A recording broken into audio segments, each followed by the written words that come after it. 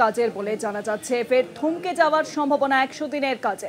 কলকাতা হাইকোর্টের রায়কে চ্যালেঞ্জ করে সুপ্রিম কোর্টে আবেদন কেন্দ্রের। মামলা দায়ের সুপ্রিম কোর্টে। 1 আগস্ট থেকে কাজের নির্দেশিকা দিয়েছিল কলকাতা হাইকোর্টের প্রধান বিচারপতি এবং তারপরই কিন্তু ডিভিশন বেঞ্চ এই রায়কে চ্যালেঞ্জ জানিয়ে এবার সুপ্রিম কোর্টের দ্বারস্থ কেন্দ্র। কেন্দ্রের দাবি 100 দিনের কাজ নিয়ে দুর্নীতি হয়েছে পশ্চিমবঙ্গে। কেন্দ্রের দাবি 100 দিনের কাজ নিয়ে দুর্নীতি হয়েছে পশ্চিমবঙ্গে। ফের থমকে যাওয়ার সম্ভাবনা 100 দিনের কাজে।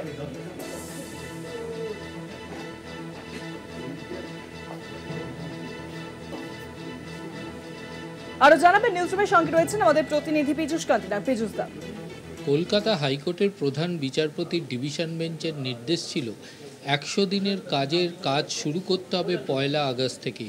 রাজ্যে যে 100 দিনের কাজ বন্ধ ছিল তা জানার পর প্রধান বিচারপতি ডিভিশন বেঞ্চ জনস্বার্থ মামলার প্রেক্ষিতে নির্দেশ জারি করেছিলেন 1 আগস্ট থেকে রাজ্যে শুরু করতে হবে 100 দিনের কাজ।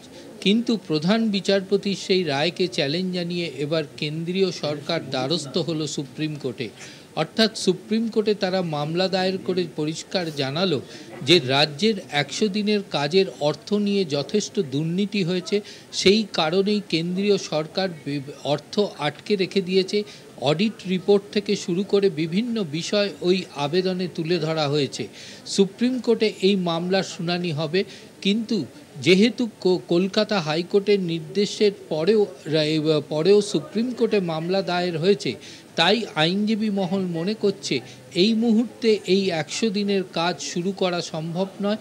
তার কারণ সুপ্রিম কোর্টের নির্দেশ আসার পরই কিন্তু এ বিষয়ে উপযুক্ত সিদ্ধান্ত গ্রহণ করা হবে।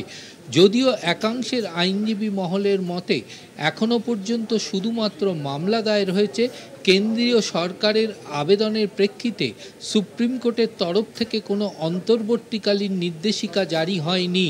ফলে এমত অবস্থায় রাজ্য চাইলে 100 দিনের কাজ শুরু করতে পারে। যদি সুপ্রিম কোর্ট সেক্ষেত্রে অন্তর্বর্তীকালীন কোনো স্থগিতাদেশের নির্দেশ দেয়, সেক্ষেত্রে রাজ্য সরকার পরবর্তীকালে সেই সিদ্ধান্ত পরিবর্তন করতে পারে।